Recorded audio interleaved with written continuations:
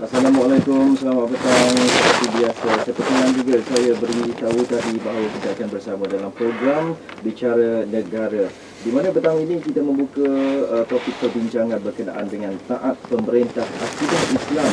Ini satu perkara, satu topik perbincangan yang saya kira dan juga ramai pastinya yang ingin mendapatkan penjelasan lebih lanjut tentang taat pemerintah merupakan akidah Islam ni juga, di mana kita bawakan ke studio tetamu kita ialah Ustaz Idris Sulaiman, merupakan sekretariat dari Ilmuwan Malaysia yang juga penyelidik Kedutaan Arab Saudi di Kuala Lumpur. Assalamualaikum Ustaz, sekarang bersama dengan kita. Terima kasih banyak-banyak. Waalaikumsalam warahmatullahi.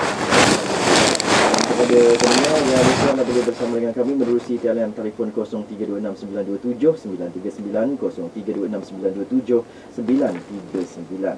Baik Ustaz, kalau boleh kita buka perbincangan kita ini, buka mukadimah kita ni berkenaan dengan taat pemerintah akidah Islam.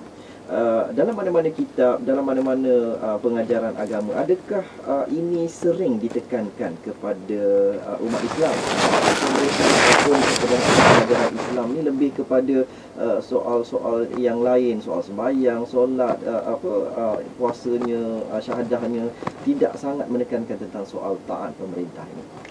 Terlebih dahulu saya ingin mengucapkan terima kasih kepada pihak bernama atas kesudian menjemput saya pada program hari ini. Kembali kepada persoalan tentang yang kita akan bincangkan, iaitu taat pemerintah akidah Islam. Ramai yang melihat bahawa perbincangan tentang hubungan antara pemerintah dan juga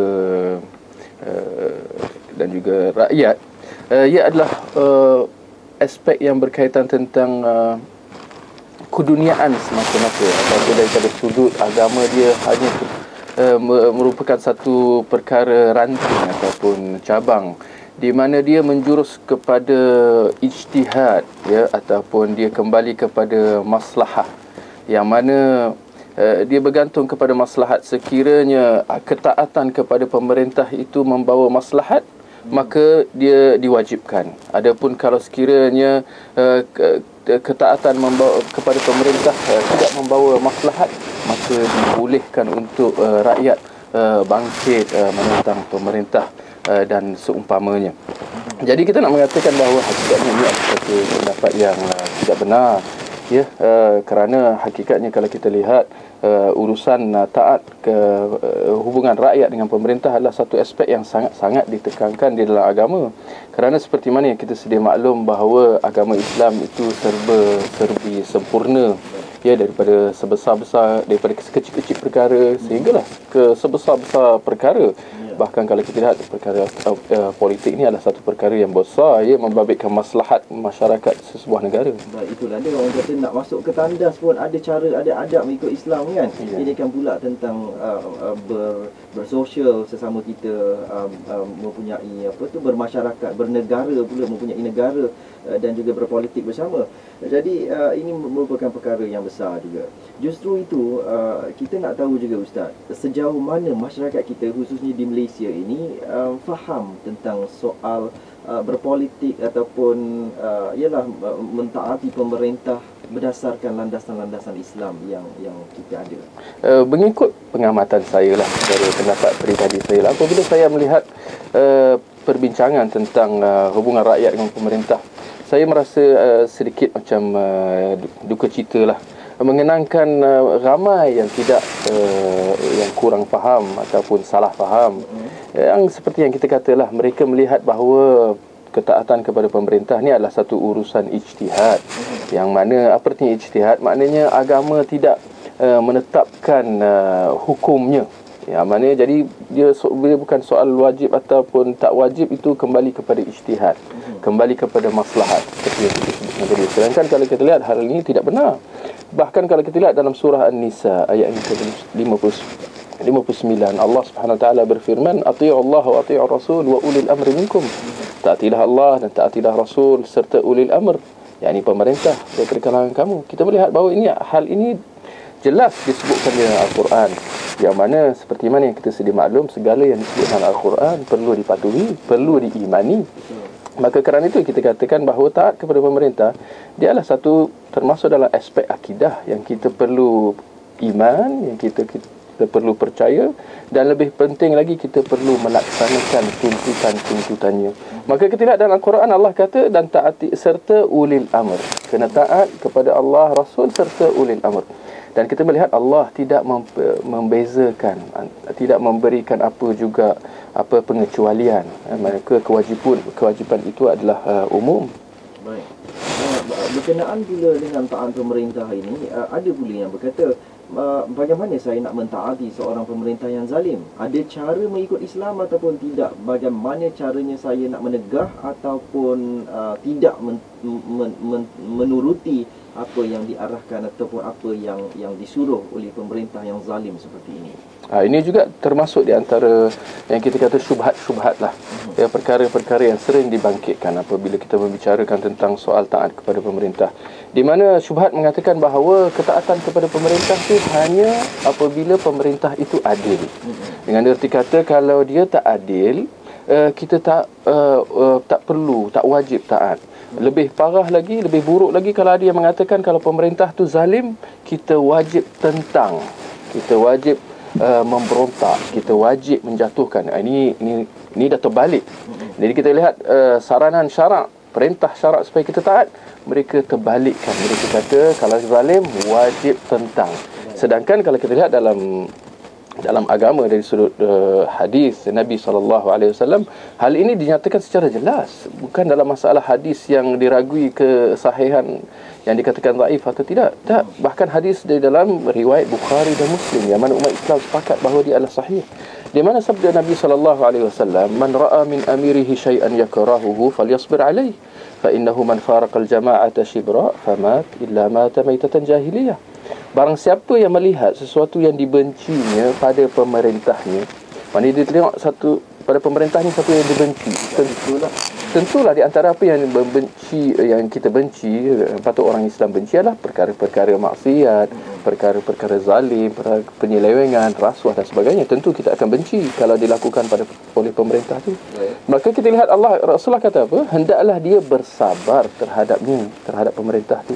Sesungguhnya barang siapa yang keluar daripada jemaah, barang siapa yang memberontak terhadap pemerintah, Rasulullah kata, walaupun sebanyak sejengkal, kita lihat bagaimana Rasulullah memperincikan, walaupun sebanyak sejengkal, lalu dia mati dalam keadaan macam tu, Rasulullah kata, mata maitatan jahiliyah. Sungguh dia telah mati dalam keadaan jahiliyah. Apa artinya mati dalam keadaan jahiliyah?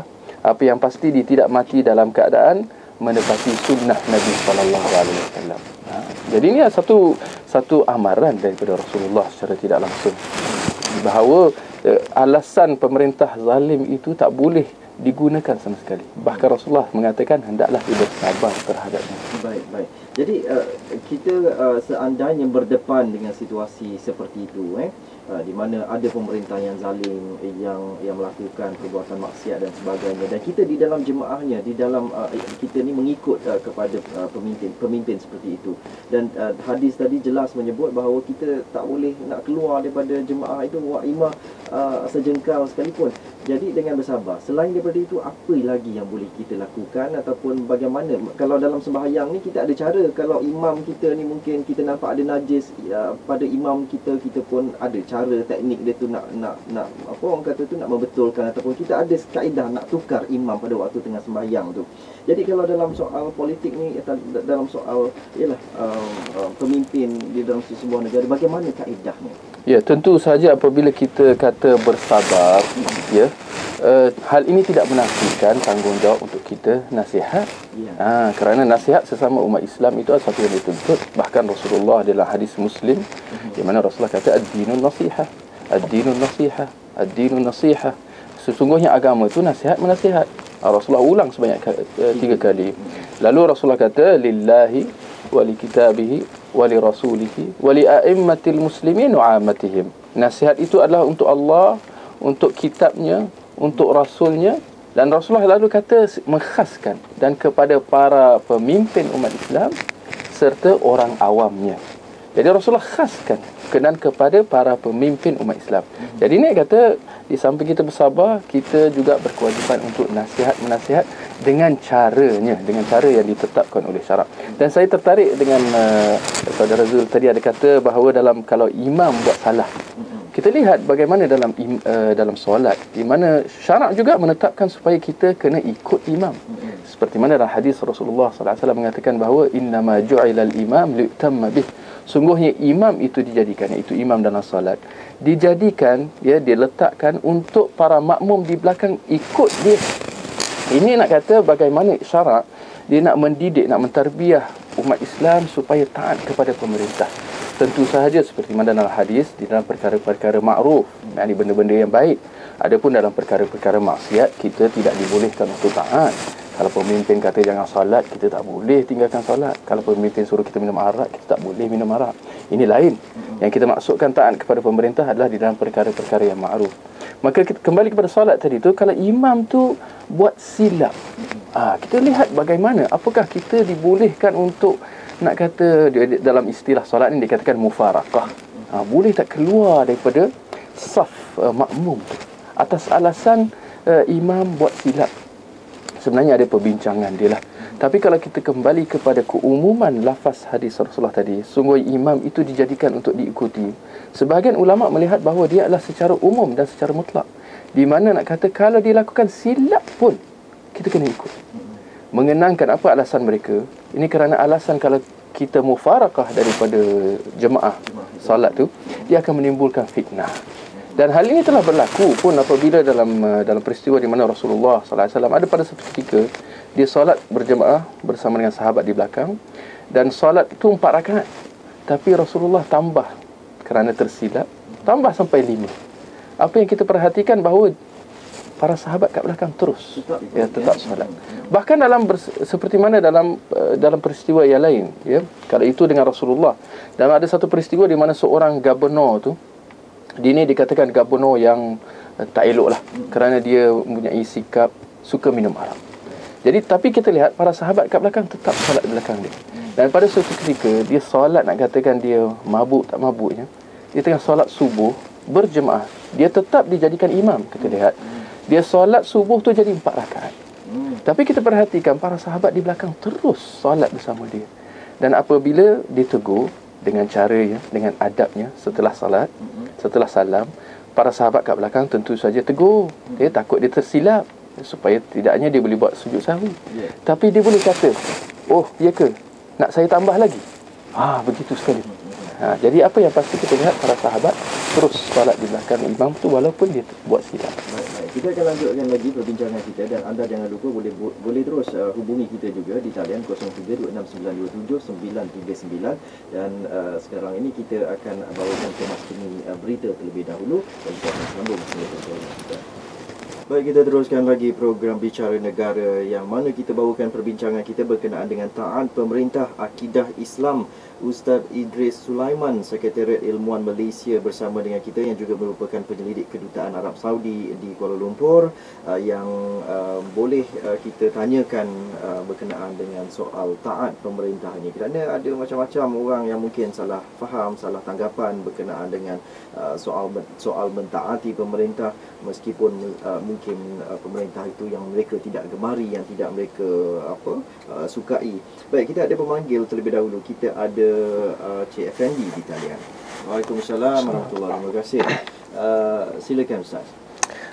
Berkenaan tentang soalan yang diajukan, iaitu beza antara pemimpin dan pemerintah. Saya ingat dia lebih daripada sudut bahasa. Sebab kalau kita lihat kedua-duanya, istilah pemimpin dan pemerintah ni dalam bahasa Malaysia lah. Sedangkan kalau kita lihat daripada sudut bahasa Arabnya, dikatakan al-hakim ataupun al-imam, di mana kalau kita perhatikan kedua-dua al-hakim ataupun imam itu, yang dimaksudkan adalah ada kalanya dimaksudkan dengan pemerintah yang tertinggi, ya, ada pun kadang-kadang juga dimaksudkan dengan yang bukan yang tertinggi, ya, yang biasa kita katakan sebagai pemimpin lah, ya. Kadang-kadang kat dalam rumah pun kita kata ada pemimpin keluarga, seorang bapa tu dikatakan pemimpin, tapi taklah bapa tu dipanggil pemerintah. Jadi barangkali bila kita kata pemerintah itu adalah khas buat kerajaan, iaitu pemimpin yang tertinggi, ya, ada pun pemimpin tu yang di bawahnya.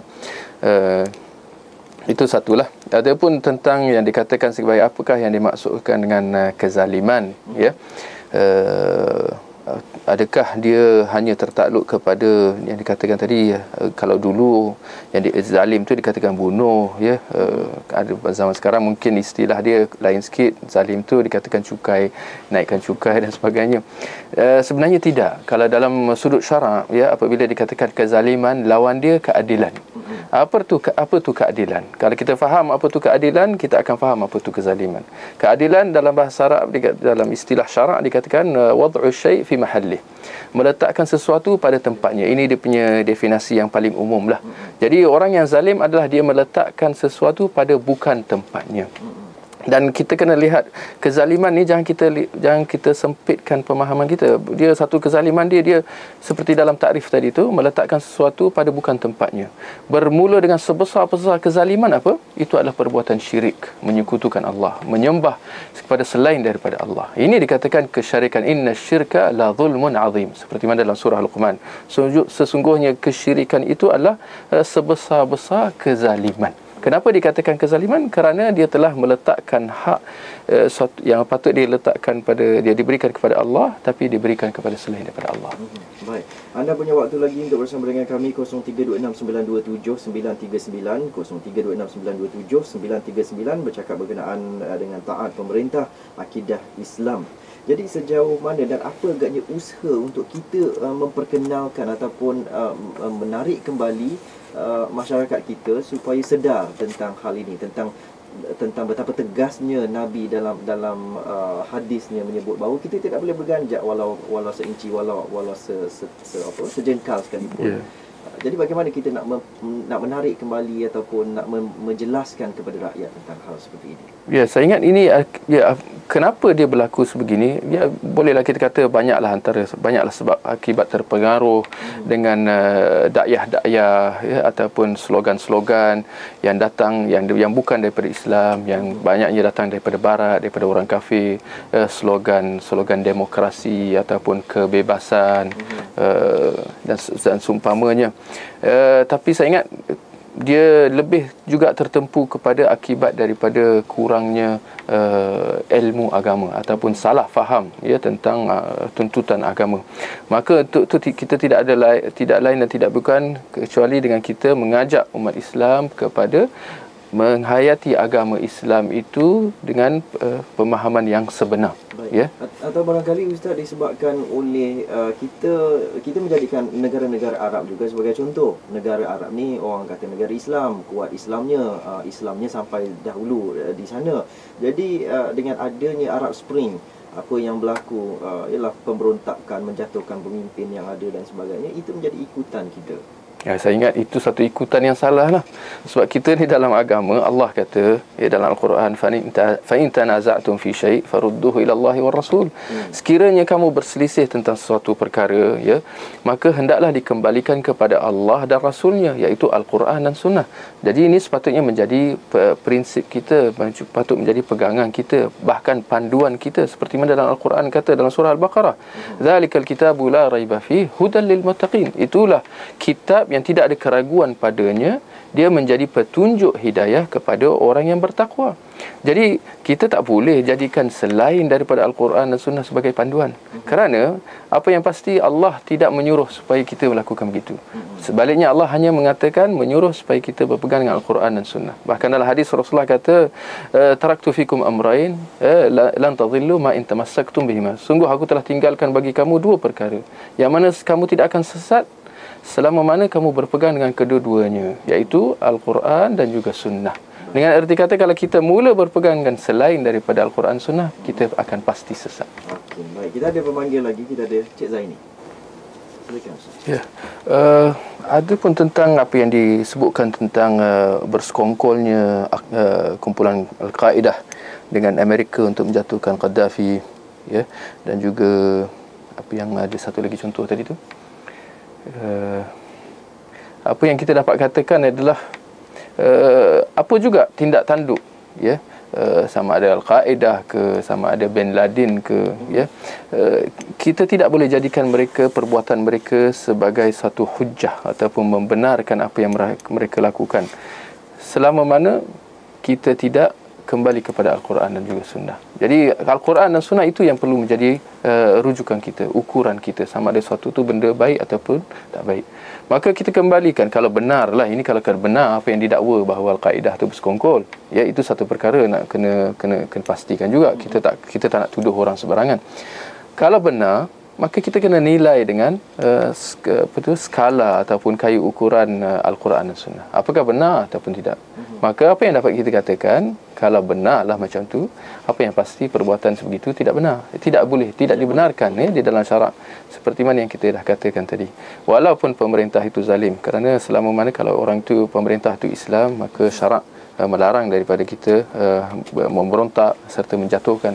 Kerana akibatnya sangat buruk. Seperti mana yang kita dapat kita lihat pada hari inilah, berapa ramai orang yang mati, ya, bahkan bukan saja ratusan, bahkan sehingga ribuan orang mati, bukan saja di Libya, ya, kita juga dapat melihat hal yang berlaku di Mesir, ya, begitu juga dengan di Syria, Iraq, Afghanistan, di mana ramai yang mati akibat daripada perbuatan memberontak terhadap pemerintah. Sedangkan di dalam hadis Rasulullah sallallahu alaihi wasallam mengatakan bahawa la zawalud dunya ahwalu indallah min qatli rajulin muslimin atau kama qala. Sesungguhnya untuk satu dunia itu musnah, hal itu lebih mudah di sisi Allah daripada tertumpahnya darah seorang muslim. Tertumpahnya darah seorang muslim itu dianggap lebih besar di sisi Allah berbanding kalau satu dunia ini dimusnahkan. Nak mengatakan betapa nyawa seorang muslim itu sangat besar, cukup nilai di sisi Allah Subhanahu Wa Taala, yang perlu dijaga. Maka jangan kita sewenang-wenang menumpahkan darah seorang saudara muslim kita atas apa pun alasan, kerana darah orang Islam adalah darah yang perlu dijaga.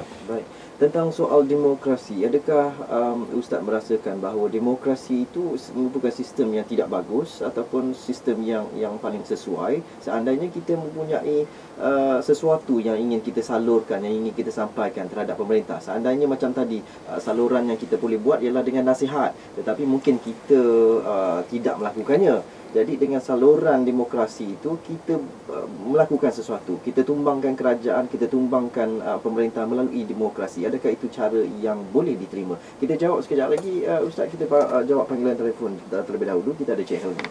Terima kasih Cik Helmi. Macam mana Ustaz? Saya ingat dia pun dah kata, kalau jatuhkan orang yang bawah, orang yang atas akan jatuh, maka itu samalah dengan menjatuhkan orang atas. Ya, tak kira lah. Jadi nak kata prinsipnya ialah pemimpin tu, bila kita cerita pasal pemimpin, dia adalah pemerintah yang tertinggi di sebuah negara. Itu yang dimaksudkan dengan taat kepada pemerintah, iaitu pemimpin yang tertinggi, bukan di daerah, bukan di sebuah negeri, ya, dan sebagainya. Ya, yang penting adalah pemerintah yang tertinggi. Pemerintah yang tertinggi itu yang perlu dijaga. Yang orang kata tu membuat dasar, yang membuat dasar, yang mempunyai kuasa, yang ada kuasa pada tangan dia. Adapun yang bawah ini, mereka ni dianggap sebagai wakil, wakil daripada pemerintah. Yang mana mereka ni kalau sekiranya tindak tanduk mereka adalah arahan daripada pemimpin yang tertinggi, maka kita kata mentaati mereka adalah seperti mentaati yang tertinggi, kerana mereka ni adalah wakil daripada pemerintah yang tertinggi. Maka mereka juga perlu ditaati. Baik. Jadi saya rasa persoalan itu juga berbalik kepada apa yang saya tanya tentang soal demokrasi. Jadi seandainya kita tak suka kepada seseorang pemimpin itu, salurannya ialah mungkin melalui demokrasi ini, melalui pilihan raya. Jadi kalau kita tak suka, kita tidak memilih orang seperti ini. Jadi bagaimana kaedahnya tu? Itulah, kalau kita tengok cara yang digunakan ni, kadang-kadang kita tengok kaedah demokrasi ni, bila kita tengok apa asal usul dia, adakah dia dibawa daripada Islam? Kalau kita perhatikan, dia tak dibawa daripada Islam, tapi sebenarnya dia dibawa daripada orang Barat. Jadi ini yang kita kata kita kena perlu perincikan, kita kena nilai betul-betul dengan Al-Quran dan Sunnah. Adakah dia sejajar dengan syarak ataupun tidak? Maka adakah istilah kita boleh menukar pemimpin kalau kita melihat bahawa dia tak bagus ataupun tidak? Kita melihat bahawa dalam syarak dia tak ada istilah menukar pemimpin. Bahkan ada yang ada apa? Bersabar, dengar dan taat, dalam perkara yang ma'ruf. Adapun dalam perkara yang mungkar, kita jangan taat. Tetapi perbuatan mungkar dia tu, kezaliman dia tu, itu tidak menghalang, itu tidak membenarkan untuk kita menjatuhkan dia. Ini yang sering kali kita tengok ditekankan di dalam syarak. Maka kalau macam itu Ustaz, berapa lama agaknya pemimpin itu boleh terus berada dan memimpin, dan bagaimana agaknya dalam Islam itu kita melantik pemimpin itu? Kita melihat ini juga dalam syarak, dia tidak menetapkan tempohnya. Dan buktinya adalah seperti mana dalam Khulafa Ar-Rasyidin, Khalifah Abu Bakar, Umar, Uthman dan juga Ali, di mana mereka ni adalah diistilahkan sebagai para khalifah yang mendapat petunjuk hidayah, yang diakui, yang diijma', kesepakatan umat Islam, kesepakatan umat ulama bahawa mereka ni adalah sebaik-baik khalifah. Maka kita lihat tidak ada tempoh masa yang ditetapkan. Bahkan zaman pemerintahan mereka berlanjutan sehingga mereka wafat. Jadi bagi mereka yang mengatakan bahawa seorang pemimpin itu ada tempohnya, kita katakan qul hatu burhanakum. Tunjukkan mana dalil, mana bukti bahawa syarak menetapkan tempoh yang tertentu untuk seorang pemimpin. Maka akhirnya tidak ada sebenarnya, Maka apabila kita kata taat kepada pemerintah, selagi dia menjadi pemerintah, maka selagi itulah yang kita kena taat. Ini yang kita kata barangkali mungkin pahit untuk seseorang, tapi kita kata kalau kita melaksakan sesuatu tu bukan kerana kita tak semestinya kita suka dia. Mungkin barangkali dia orang yang tak baik, maka dia tak boleh suka. Tapi kita mentaati dia kerana kita mentaati perintah Allah dan Rasul. Kita mendahulukan ketaatan, keredaan Allah di atas segala-gala. Kita tak nak ikut tergolong dalam golongan orang yang ikut hawa nafsu, ikut cita rasa dan sebagainya. Baik. Kita ada pemanggil terakhir, saya kira. Kita ada Cik Zul di talian. Baik, terima kasih. Kita ucapkan kepada Cik Zul. Baik, Ustaz. Berkenaan tentang ini, saya ingat syubhat ni memang sering dilontarkan, iaitu bagaimana kalau pemerintah tu berlainan. Pemerintah di negeri, dan juga pemerintah yang tertinggi, iaitu dalam level persekutuan, kita kata. Macam mana kita melihat? Kalau kita tengok dalam syarak, dia bagi apabila disebut tentang pemerintah, dia sebenarnya pemerintah ni ada satu je. Siapakah dia? Yang tertinggi, yang mempunyai kuasa, yang menetapkan dasar-dasar dan undang-undang di sebuah negeri itu. Dia inilah yang perlu ditaati. Maka nak kata istilah pemerintah di peringkat bawah, di peringkat negeri ataupun daerah, pemerintah di peringkat bawah ni dia perlu selari, perlu ikut dengan pemerintah yang tertinggi. Kerana jika tidak, mereka ni dianggap sebagai pemberontak sebenarnya. Minta maaf lah. Ini daripada sudut syarak. Kerana syarak melihat tidak boleh ada dua pemimpin, yang atas dengan bawah, di mana yang bawah ni dia boleh membangkang pula yang atas. Itu akan jadi huru-hara sebenarnya. Bahkan kita melihat kalau kita di negara kita ni, tak kurang juga yang ketidakselarian tu, salah faham tu, dia orang tak dapat synchronize, orang kata. Ini semua akibat daripada bila ada pemimpin di bawah yang tidak ikut arahan di peringkat atasan. Maka akhirnya umat Islam itu akan rugi. Maka kerana itu syarak sama sekali tidak membenarkan adanya perselisihan, adanya perpecahan walau dalam apa juga bentuknya. Maka khususnya kalau yang dikatakan adanya pemimpin di bawah, di peringkat negeri dan sebagainya, ini semua tidak dibenarkan untuk mereka untuk menentang pemerintah di peringkat atas. Di sini pemerintah di peringkat negeri itu sendiri perlu mentaati pemerintah dia yang di peringkat pusat itu. Ya, itu yang sepatutnya, kerana dia termasuk dalam rakyat, dalam konteks walaupun dia seorang pemimpin, tapi dia kepimpinan dia tidak dapat melawan pemimpin yang di atas dia tu. Di peringkat pertengahan ini, pemimpin di peringkat pertengahan. Yang tetap wajib taat kepada pemerintah juga sebenarnya. Ya, kerana kalau jika tidak, mereka ni akan tergolong dalam golongan borat sebenarnya, iaitu pemberontak ataupun lebih teruk lagi kumpulan khawarij. Baik. Persoalan kedua tentang di Syria, sedikit kita ulas. Tentang di Syria, sebenarnya ini juga satu yang kita kata sangat mendukacitakan lah. Kerana di Syria ni dia kedudukan dia ada unik sikit, kerana pemerintah di peringkat tertingginya adalah daripada golongan orang Syiah, bahkan Syiah yang ekstrim, Alawi. Tapi majoriti masyarakat orang Syria ni orang sunnah. Tapi apa yang berlaku adalah apabila adanya daripada kalangan masyarakat yang majoritinya sunnah, ada kelompok yang keluar nak memberontak. Jadi ini kita kata, ini kita pun tak setuju sebenarnya, kerana perbuatan macam tu tidak menepati sunnah. Meskipun ianya dipimpin oleh orang Syiah, meskipun begitu kan. Tapi selama mana dia, kalau ini saya ingat dia punya perbincangan dia mungkin panjang, tapi kita kata apa yang perbuatan yang mereka lakukan sebenarnya itu tidak benar, tidak betul. Kerana kita lihat saja hasilnya, berapa ramai orang yang mati, bagaimana dia mengakibatkan keburukan yang sangat dahsyat, huru-hara. Kita lihat kalau sebelum ni mereka boleh hidup aman walaupun pemerintahnya menyimpang dari segi akidahnya orang Syiah, tapi kita lihat setidaknya mereka dapat hidup aman, mereka dapat solat, mereka dapat menunaikan kewajipan-kewajipan agama. Berbeza dengan pada hari ini, bahkan mungkin kita kata sampai nak solat berjemaah pun tak boleh. Baik, yang terakhir yang ditanya tentang komen ataupun kritikan yang dibuat. Kalau di awal perbincangan kita, cara yang kita buat untuk menegur pemimpin ialah dengan cara nasihat. Jadi kalau nasihatnya itu melalui laman blog, Twitter, melalui Facebook dan sebagainya, adakah itu? Saya ingat kalau bila kita cerita pasal nasihat, macam mana nasihat? Dia kena face to face. Ya, dia tak boleh dengan di depan orang dia cerita kepada pihak bertiga supaya pihak yang nak dinasihat tu dengar. Itu bukan nasihat, itu punah nasihat orang kata. Itu buka aib dia.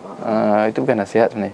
Jadi nak nasihat kena face to face kalau ada kemampuan. Kalau tak ada kemampuan, Allah akan la yukallifullahu nafsan illa wus'aha. Sungguh Allah tidak akan membebankan seorang itu kecuali dengan apa yang dia mampu.